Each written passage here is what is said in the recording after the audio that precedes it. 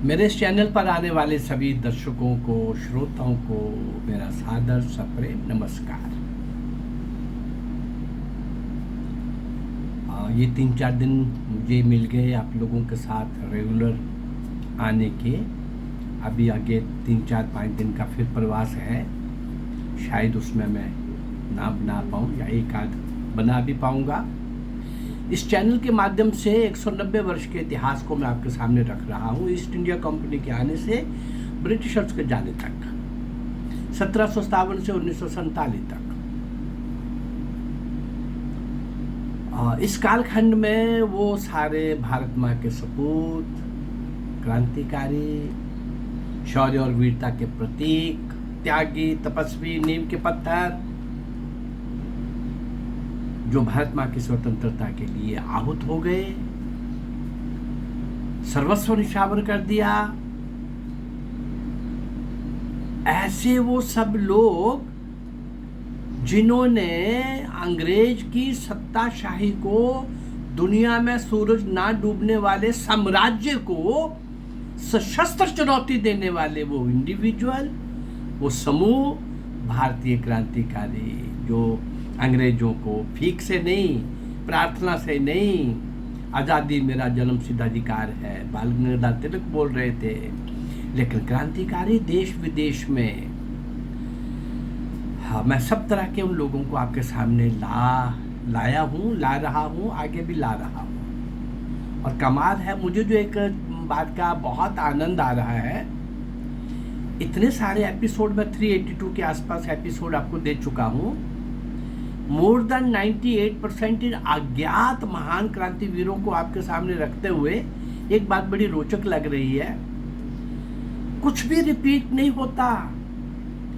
हर क्रांतिकारी का भारत माँ की स्वतंत्रता के लिए कुर्बान होने का, बलिदान होने का अलग, सब कुछ अलग, तरीका अलग, सलीका अलग, लक्ष्य एक, शस्त्र अलग, सिचुएशन अलग, समय और परिस्थिति अलग, यातनाएं अलग, सब कुछ अलग। इसलिए हर एपिसोड अपने आप में पूरा एक नया और फिर कोई ना कोई रहस्य समेटे होता है। इस चैनल के माध्यम से मैं जो आपके सामने इन सारे महान क्रांतिवीरों को ला रहा हूँ, 2-3-4 वीडियोस के बाद मेरी कोशिश होती है कि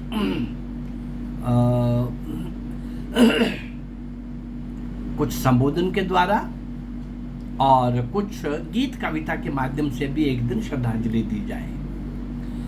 गीत और कविता में भी बड़ी शक्ति होती है। कई बार एक गीत, एक कविता, एक बड़े भाषण से, बड़े संबोधन से भी ज्यादा कुछ कह जाता है। ऐसे ही उन सारे महान क्रांतिवीरों को श्रद्धांजलि आज गीत के माध्यम से देने जा रहा हूँ। ये सारे गीत जो हैं, ये भी मैं 1000 अगर नायक नायिकों को आपके सामने ला रहा हूँ तो 300-400 देशभक्ति के गीत आपको एक जगह पे, एक रिकॉर्डिंग पे मेरी YouTube पे मिल जाएंगे। ये गीत मेरा एक भी नहीं लिखा हुआ, देशभक्तों के लिखे हुए गीत हैं, पर 90% गीतों के स्वर मुझे ही बनाना पड़ रहा है।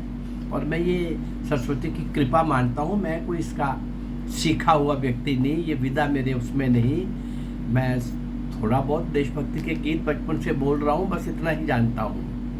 लेकिन स्वर बनाना और आपके सामने लाने से पहले 5-10 मिनट पहले मेरे हाथ में मैं किताब लेता हूँ और देखता हूँ और आपके सामने खड़ा हो जाता हूँ। आइए आज एक गीत के माध्यम से हम भारत माँ के उन सारे सपूतों को, जो देश की स्वतंत्रता की बेड़ियाँ काटने के लिए खुद कट गए, ऐसे महान क्रांतिवीरों को, भारत माँ के सपूतों को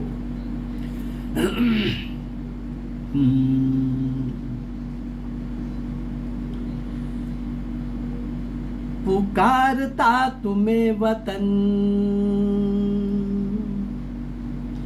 बांध शीश से कफन, उठो जवान देश के, उठो गुमान देश के। पुकारता तुम्हें वतन, बांध शीश से कफन, उठो जवान देश के, उठो गुमान देश के। खींच लो कृपान सुप्त म्यान में है जो पढ़ी, आज आ गई है तेरे इम्तिहान की घड़ी। बढ़ो प्रलय की आन बन, आंधियों का राग बन, झंझना उठे जो आज वीरता की हथकड़ी। देश के तुम्ही रतन, लेके जीत की लगन, उठो तूफान देश के, उठो जवान देश के, उठो गुमान देश के। पुकारता तुम्हें वतन, शीश बांध से कफन, उठो जवान देश के, उठो गुमान देश के। गरज रहे हैं मेघ आज फिर से आसमान पर, बरस रहे हैं अग्निखंड धर्म के जहान पर। आज गोलियों दुनालियों की मार हो रही, देख हिंदू शूरवीर तेरे ही निशान पर। उठा ले क्रोध की तपन, उठो नवल बिहान बन, आसमान देश के, उठो जवान देश के, उठो गुमान देश के। पुकारता तुम्हें वतन, बांध शीश से कफन, उठो जवान देश के, उठो गुमान देश के।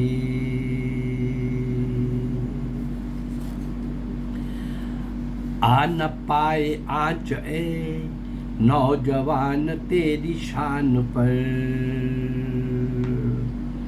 बिजलियां न गिर पड़े वीरता की आन पर।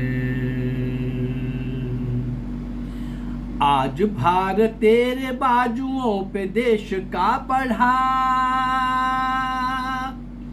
इसलिए जवान उठ, उठ के प्राण दान कर।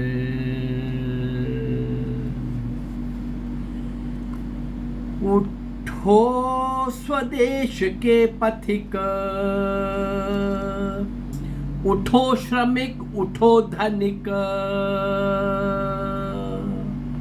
उठो किसान देश के, उठो जवान देश के, उठो गुमान देश के। पुकारता तुम्हें वतन, बांध शीश से कफन, उठो जवान देश के,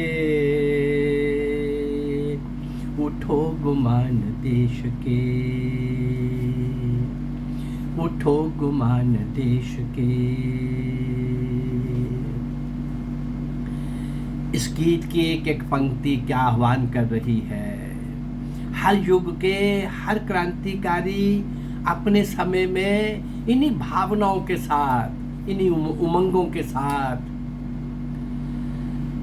जी रहे थे, जीते थे और यही गीत गाते गुनगुनाते हुए अपने लक्ष्य की ओर, यानी उनका लक्ष्य यानी फांसी का तख्ता, काला पानी, जेल की आजन्म कठोर यातनाएं, कष्ट, पीड़ा, अंडरग्राउंड भूमिगत जीवन। कहीं कहीं अपने ही किसी साथी कोई अपवाद रूप में गद्दार बन जाता था तो कष्ट और बढ़ जाता था।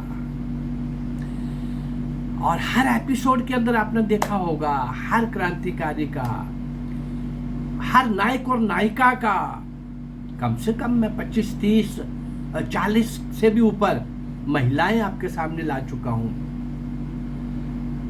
वो महान क्रांतिकारी, वीरांगनाएं,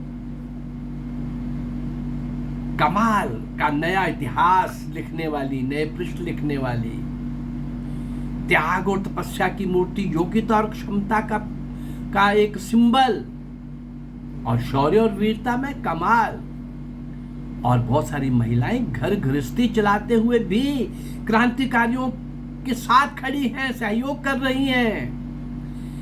किसी क्रांतिकारी को, उसके शस्त्र को एक जगह से दूसरी जगह तक पहुंचाने में, वेश बदल कर क्रांतिकारी को कहीं और ले जाने में, छोड़ने में, लाने में, पर्चे बांटने में, लिखने में, पोस्टर लगाने में, शस्त्र ले जाने में, धन संग्रह में, कितनी ही बातों में महिलाओं का इस क्रांति संग्राम के अंदर, इस क्रांति समर के अंदर 1757 1947 के 190 वर्ष के कालखंड के लोगों को लिया है।